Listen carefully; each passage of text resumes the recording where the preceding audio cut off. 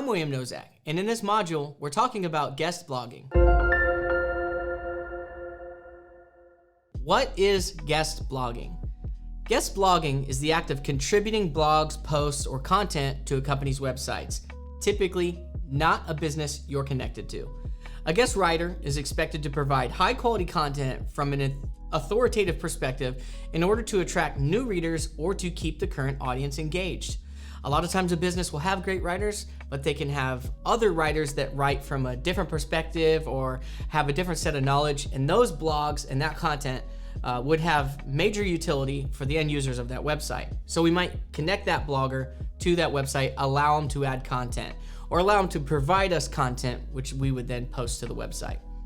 A viable way to attract traffic back to your site, boost domain authority, increase brand awareness, and build relationships within the industry, right? Like there's people reaching out to us all the time, 100 times a day, and 100 of them we throw in the trash. But occasionally there's a blogger out there or a company that makes sense to allow them to post their content to our website and vice versa.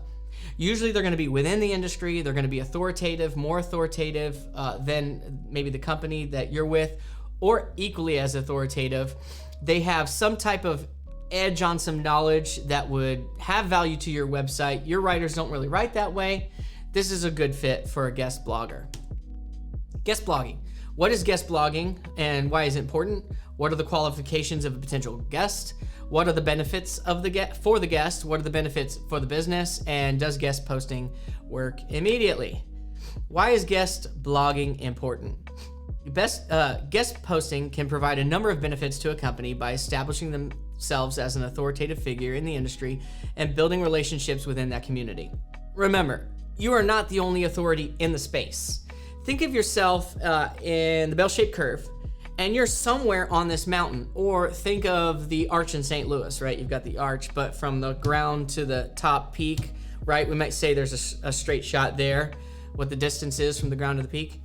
Somewhere along that line is where you are in the grand importance of the internet. Where are you? Are you in the middle? Are you towards the top? Are you towards the bottom? And there are going to be people and websites and authorities that are above you and below you. And when someone above you or near you reaches out to your company to say, I'd like to add content, and you can tell they're not trying to just spam for a backlink. They're not just trying to do it so that they can add their content, so that they can leech authority from your website, because you may not even offer that opportunity to them. You might just have an author bio there, and this author is also a part of such and such website, but no link, and that's great. It's an author bio. It's going to give them credibility on the web. You're going to get great content on your website. It's a win-win. So this great content allows us to build credibility. We can then share this into our social medias. Likely that person will want to share it into their social medias because they'll be proud that they got to be mentioned on your website or your web properties. So it's going to be great because you'll build relationships with that person.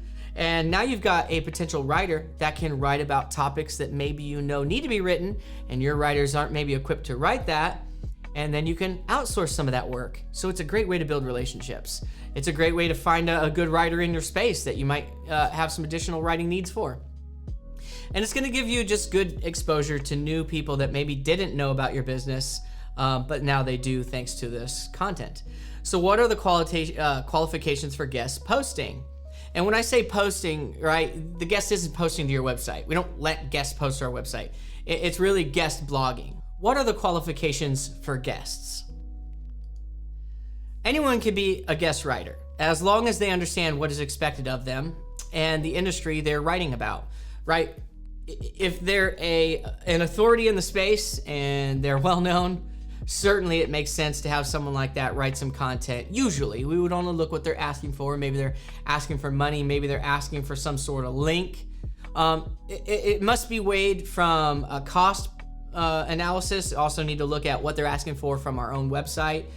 Maybe all they want us to do is share their name and their content in our social media, and that's great, as long as he's not then taking work from our bottom line. There's certain things we need to look at. It isn't just oh yeah, you're a name in the space, you should write for our website. It's not that easy.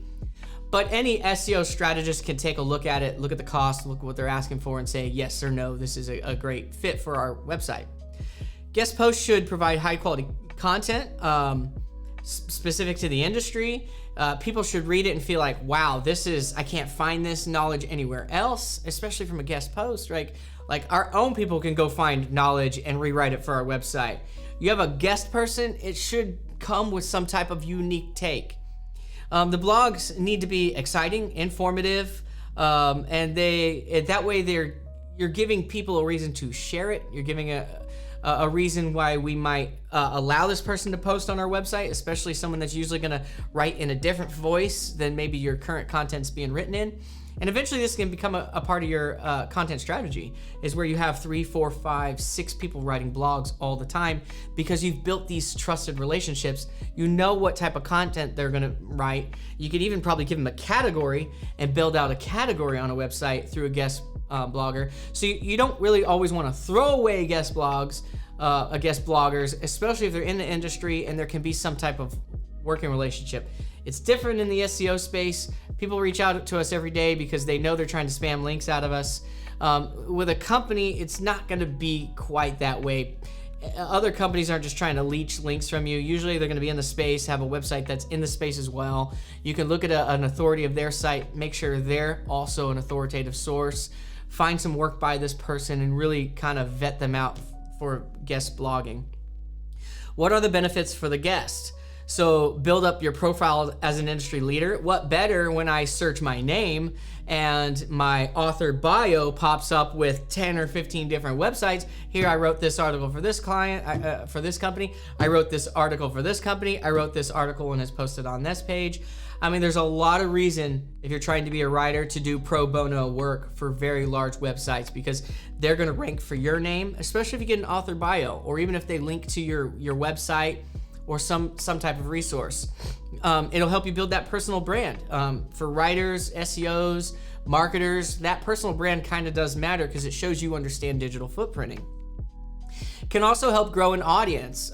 So if you're a writer and you have this take and this knowledge that not everyone else has, it gives you an ability to present it to people where they can come to you for that type of knowledge. It makes you an authority. It makes you an expert. And so you can also build an email list and sell things to those people eventually. First, it starts by, pro bono content writing on these sources that you may only gain some name recognition from. Improve SEO performance. So for the guest blogger, it could help if they have a website that's getting linked back to, or a company. That certainly is helpful. Just branding in general for the writer is good. Having an author bio is a no-brainer. That's an easy ask for anyone that is receiving free or paid content. Build authoritative backlinks. Again, getting backlinks to certain sources, even if they're no follow, it's still a part of that link graph, and it's a part of that structure out there around you, positioning you somewhere in the space. Establish new relationships. More than anything, good writers can build relationships with potential buyers that would maybe one day buy that content. Especially a freelance writer who is like, hey, I'm really good at writing about plastic surgery type things or something like that. And there's this, these certain websites that produce content that's consumed by plastic surgeons. These would be people that, if I were that type of writer, I would reach out to them, do pro bono content, keep trying to pro bono until they said, hey, by the way, can you do this more regularly? Absolutely. By the way, yes, I can. So drive referral traffic. Sometimes this content can be packaged into blogs. It can be repurposed over to the wire when it's pushed out on the wire. It can also be repurposed and repackaged to local news stories sometimes. So all of these links that link back to, say, a website or a Shopify or a store or some place certainly bring referral traffic, which then could lead to referral leads and referral sales. Improve a company's brand awareness. In general, just having your company's name mentioned in different places on the web, in different places that are in your space, in your industry, it just, the bots have a way of crawling through those things and saying, I saw it mentioned over here, I saw this company or person mentioned over here, I saw this product or service mentioned over here.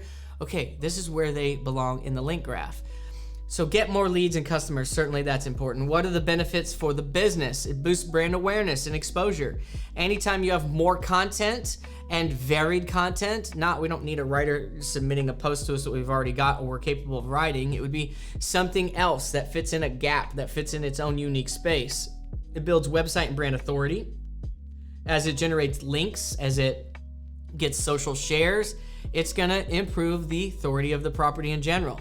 Can provide quality traffic. It's not just writing for the sake of writing to send a signal. It's to generate traffic. It's to get found in the SERPs. It's to get featured snippets in the SERPs, so that when people are searching at the top of the funnel, we've got content there. We get good brand awareness and good brand recognition, and eventually when they hit middle of the funnel, bottom of the funnel, they already know our name. They already know we're experts.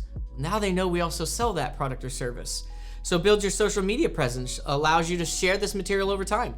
Hopefully it's evergreen content that gets continually updated and changed and modified against user needs, the trend changes, and the algorithm changes on what's it ranking for in the SERPs and how can we match up against that if that's a good fit. And so we want good content. It encourages natural backlinking. This is the great way to produce backlinks, is to produce great content. Boost credibility and build your search engine and domain authority. Does guest posting work immediately? In the SERPs, nothing is immediately. There is no immediately. Social media is real time. Ads, those are real time. When it comes to organic and content, usually takes time. There are some instances on sites that get crawled all the time, news sources and high authority sources, that these things can get indexed quickly, but that is kind of like an exception to the rule. There are only so many 80 and 90 DR domains, right? The super high, strong sites that are producing content at a clip where the crawlers are continually giving crawl budget and re-indexing. For most lead gen sites and e-commerce sites and things like that, there's a crawl budget and a crawl consistency that's typical for your site, and usually that stuff will get crawled, and where it lands in the index, it really depends. So you're really having to massage and work that material up to higher place in the index. Sometimes, no matter how amazing the blog is, it can take a while for it to gain traction. That's reality. That's why you want to do the right things. You want to look for your content gaps. You don't want to cannibalize other posts. You want to make sure you're focusing on the slug, H1, meta title. H2 is the content length. What are people expecting, using synonyms, using the correct terminology, writing it in a good readable way, setting it correctly in the theme of the website, putting it on a website that it actually makes sense to be on.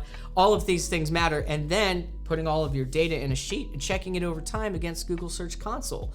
What did we set the purpose to be? What are we actually getting, and what can we gain from those insights? So that's guest blogging. If you need to watch that again, go back now and watch that. If not, I'll see you in the next module.